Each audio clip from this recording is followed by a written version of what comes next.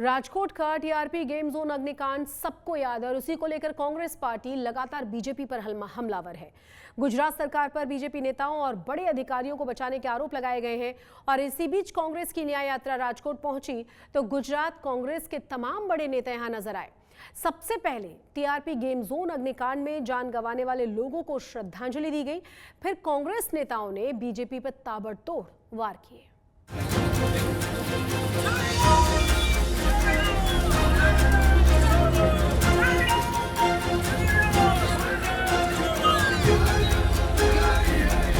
मोरबी से शुरू हुई कांग्रेस की न्याय यात्रा 70 किलोमीटर पैदल सफर करके कुछ इस तरह से राजकोट पहुंची।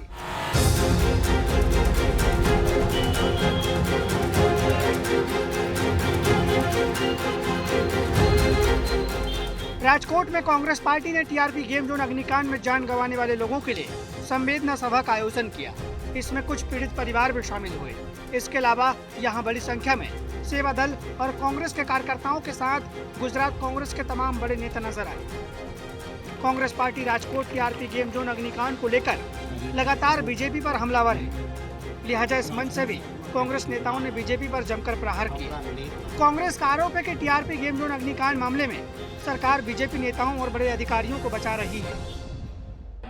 जो आ प्रकरणों की तपास सीबीआई अथवा तो नॉन करप्ट अधिकारीओने सोंपाय आ मांगणी कोई पण संजोगोमां अमे छोड़वाना नथी। आ मांगणी पीड़ित परिवारोने 3 થી 2 કરોડનું વળતર ચૂકવાય અને ઝડપથી કેસનો ઉકેલ આવે એના માટે ફાસ્ટ ટ્રેક કોર્ટની જાહેરાત થાય। આ વાત લઈને અમે લોકો 9 ઓગસ્ટ ક્રાંતિ દિવસથી મોરબીથી લઈને 300 કિલોમીટર સુધી ગાંધીનગરની પદયાત્રા કરી રહ્યા છે। बहुत आसान है नशा पिलाकर किसी को गिराना, अरे बहुत आसान है नशा पिलाकर किसी को गिराना, अरे मजा तो तब है जब गिरते हुए को संभालो। नेगेटिव कहीं नानू पकड़ीने चलावू तो बहुत सहेलू है, सकारात्मक ने सन्मान करिए। ए ज शब्दों साथे आप सौनो आभार। मीडियाना साथीओ पण खूब सारू कवरेज यात्रानुं आपे छे, एमनो पण आभार। आप सौना माटे शुभेच्छा पाठवीने विरमું છું। संवेदना सभा के बाद आज सुबह कांग्रेस नेता और कार्यकर्ता घटना स्थल पर पहुंचे, जहां टीआरपी गेम जोन अग्निकांड में मारे गए लोगों को श्रद्धांजलि दी गई। मोरबी से शुरू हुई कांग्रेस की न्याय यात्रा करीब 70 किलोमीटर अंतर पैदल चलकर अब राजकोट पहुंच चुके हैं और राजकोट के जो टीआरपी गेम जोन जो घटनास्थल है जहां पर 27 लोगों को जिंदा जलकर राख हो गए थे, वहां पर कांग्रेस की न्याय यात्रा पहुंची और सभी मृतकों को श्रद्धांजलि कांग्रेस के नेताओं ने दी है। इस न्याय यात्रा का उद्देश्य गुजरात में अलग अलग हादसों के पीड़ित परिवारों को न्याय दिलाना है। इसलिए कांग्रेस ने न्याय यात्रा में एक घड़ा रखा है, जिसे बीजेपी के भ्रष्टाचार का घड़ा नाम दिया गया है। इसमें लोग अपनी शिकायतें डाल रहे हैं और ये घड़ा गांधीनगर में न्याय यात्रा का समापन होने पर खोला जाएगा।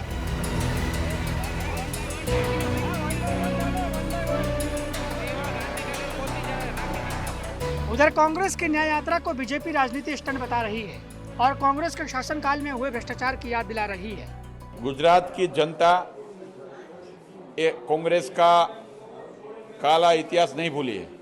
कांग्रेस के समय में जो गुंडागर्दी, जो लुखागर्दी, जो करप्शन और जो अराजकता थी, बार बार कर्फ्यू लगती थी, वो सब चीज़ गुजरात की जनता भूली नहीं है और आने वाले दिन में वो भूलने वाले भी नहीं है। इसलिए कोई घटना बनती है उसको लेके कांग्रेस अपना पॉलिटिकल एजेंडा सेट करने के लिए तैयारी कर रही है।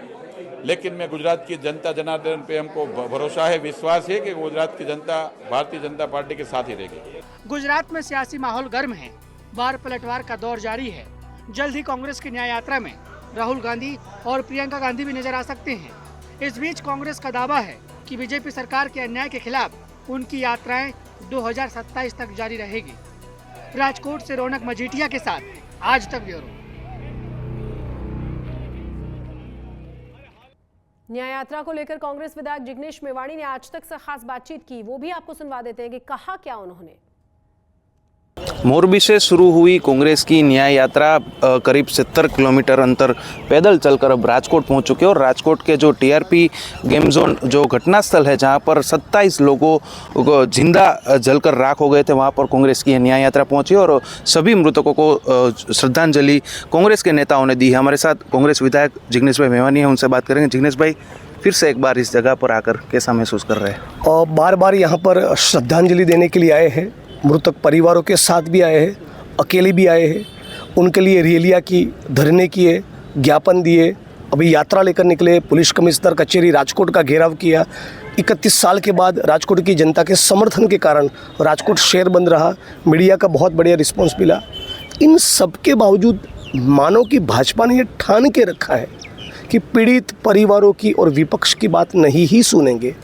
12 डिमांड उन्होंने सरकार के सामने, सीएम और होम मिनिस्टर के सामने रखी थी। एक भी उनकी मांग सरकार मानने को तैयार ही नहीं।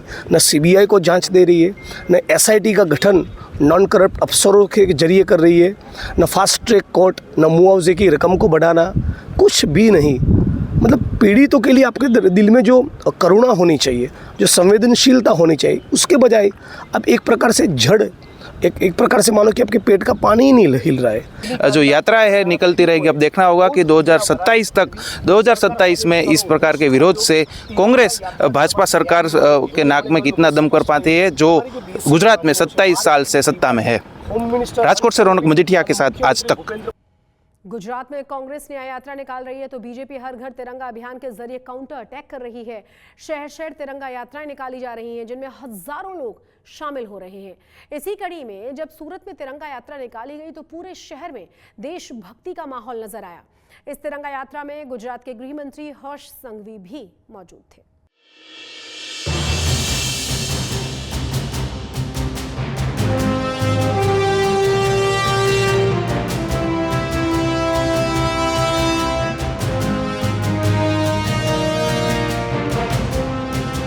सूरत की सड़कों पर पुलिस और सुरक्षा बल के जवानों की इस तिरंगा रैली का नजारा वाकई अद्भुत है।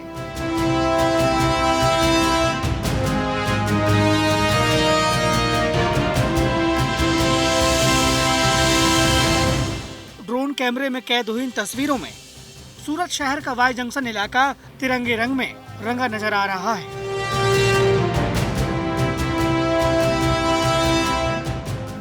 तिरंगा रैली के दौरान ये जवान सड़कों पर निकले तो सड़क के दोनों ओर हजारों लोग हाथों में तिरंगे झंडे लेकर उनका हौसला बढ़ा रहे थे।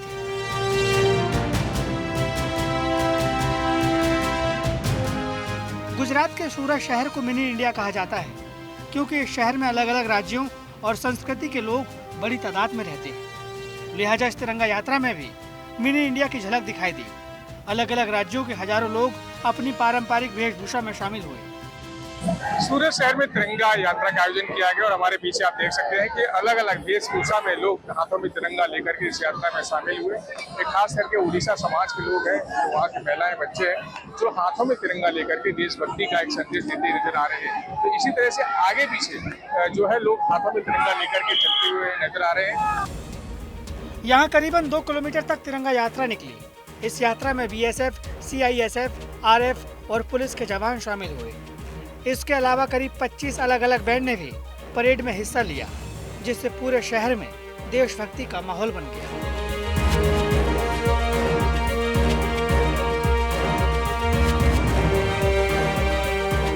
तिरंगा यात्रा की शुरुआत केंद्रीय जल शक्ति मंत्री सीआर पाटिल और गुजरात के गृह राज्य मंत्री हर्ष संघवी समेत दूसरे कई मंत्रियों ने झंडे लहराकर की।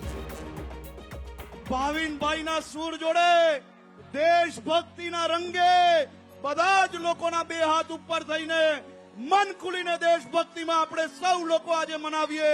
સૌ લોકો એક સાથે રંગે ને ચંગે આપણે સ્વતંત્રતા દિવસ આ વખતે બનાવવાનો છે। જય હો ભારત માતા की। जिस प्रकार से तिरंगे झंडे को लेकर के तिरंगा की यात्रा लेकर के देश चल पड़ा है। प्रधानमंत्री नरेंद्र मोदी के हर घर तिरंगा अभियान के तहत सूरत शहर में ये तिरंगा यात्रा निकाली गई। स्वतंत्रता दिवस से पहले गुजरात समेत देश भर में इस तरह के आयोजन हो रहे हैं। शहर शहर तिरंगा रैली निकाली जा रही है और देशभक्ति से जुड़े कार्यक्रम भी हो रहे हैं। सूरत से संजय सिंह राठौड़ के साथ आज तक ब्यूरो।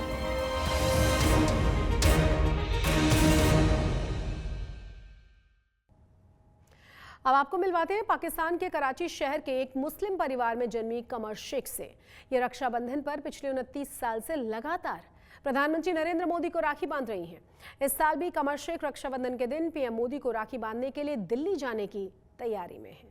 पाकिस्तान में जन्मी और साल 1981 से लगातार भारत में स्थायी हो चुकी कमर मोहसिन शेख, जो कि प्रधानमंत्री नरेंद्र मोदी की लगातार 30वें साल उनकी कलाई पर राखी बांधने की तैयारी कर रही हैं। ये 30वां साल होगा जब कमर मोहसिन शेख अहमदाबाद से दिल्ली जाएंगी और प्रधानमंत्री नरेंद्र मोदी की कलाई में राखी बांधेंगी। कमर मोहसिन शेख हमारे साथ मौजूद हैं, उन्हीं से बात करेंगे।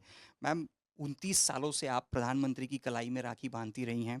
बीच में कोरोना के 3 साल थे, आप जा नहीं पाए, पर आपने राखी भेजी। साल होगा जब आप राखी लेकर दिल्ली जाने की तैयारियां कर रही हैं। क्या विशेषता है इस बार की राखी में? पहले तो आप सभी लोगों को मेरा बहुत सारा नमस्कार और रक्षाबंधन की शुभकामनाएं। मेरी राखी तब स्पेशल होगी जब मैं अपने भैया के हाथ पर जाके ये राखी बांधूंगी। ये राखी मैं हमेशा खुद तैयार करती हूँ, क्योंकि इसमें जो प्रेम होता है, इसका एक एक जो मोती है, एक एक चीज़ें जो मैं इसमें लगाई हैं, देखिए आप देख सकते हैं, ये इसमें मैंने पर्ल लगाए हैं और ये बीट्स लगाए हैं, मोती लगाए हैं, टिकी लगाई है और जरदोजी वर्क इसके ऊपर ये लगाया है।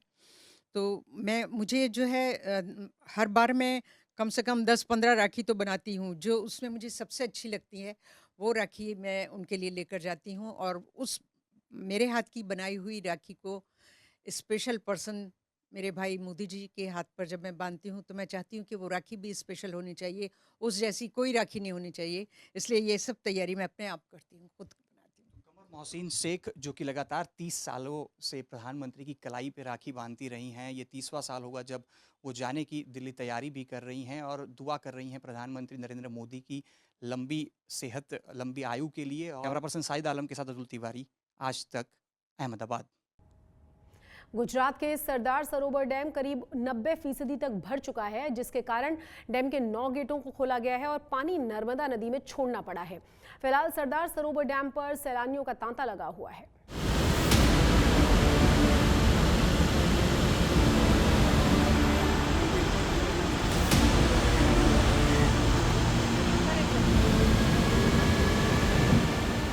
ये है गुजरात की लाइफलाइन सरदार सरोवर नर्मदा डैम। इस डैम से नर्मदा नदी में गिरते पानी की गर्जना सुनिए।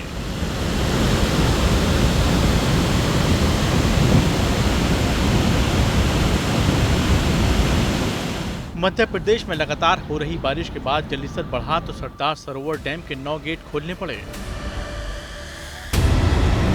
डैम से करीब 1.5 लाख क्यूसेक पानी छोड़ा गया है, जिससे नर्मदा नदी में उफान आ गया। प्रशासन ने एहतियातन केवड़िया और नर्मदा नदी के किनारे बसे गांवों को अलर्ट कर दिया है। एक साथ इतना पानी छोड़े जाने से स्थानीय लोगों की टेंशन बढ़ गई है। वहीं स्टैच्यू ऑफ यूनिटी पर आने वाले टूरिस्ट सरदार सरोवर डैम पहुंचकर इस अद्भुत नज़ारे का आनंद ले रहे हैं। भारी बारिश की वजह से गुजरात की लाइफलाइन सरदार सरोवर नर्मदा डैम के 9 गेट खोल के पानी छोड़ा जा रहा है। आप तस्वीरों में देख पा रहे, जो मध्य प्रदेश से जो पानी आ रहा है, जिसकी वजह से डैम के 9 गेट खोल के 1.5 लाख क्यूसेक पानी छोड़ा जा रहा है, जिसकी वजह से तटीय इलाके के गांवों को अलर्ट किया गया है। लेकिन बाढ़ की कोई स्थिति नहीं है। लेकिन यहाँ पे जो नज़ारा है वो देखने के लिए सैलानी यहाँ पे आ रहे हैं। आमतौर पे जो सैलानी है यहाँ छुट्टियों में स्टैच्यू ऑफ यूनिटी भी जाते हैं, लेकिन जो डैम अभी का जो गेट खोल के पानी छोड़ा जा रहा है, यहाँ पे सैलानी उनसे बात करते हैं, इनका क्या कहना है। आप कहाँ से आए? मैं जामनगर से। जामनगर से। कैसा लग रहा है यहाँ पे आके? बढ़िया लग रहा है, मानसून में बढ़िया व्यू है एकदम। तो आपने देखा कि किस तरह से यहाँ पे सैलानी जो है वो डैम का जो नज़ारा है वो देखने आ रहे हैं। दरअसल मध्य प्रदेश के इंदिरा सागर डैम से 3.5 लाख क्यूसेक से भी ज्यादा पानी छोड़ा गया था। इस वजह से सरदार सरोवर नर्मदा डैम पर पानी का जलस्तर लगातार बढ़ रहा है। डैम का जलस्तर 134 मीटर को पार कर गया है। ऐसे में डैम के और गेट खोले जाने की भी संभावना है। नर्मदा से नरेंद्र पेपरवाल के साथ आज तक ब्यूरो।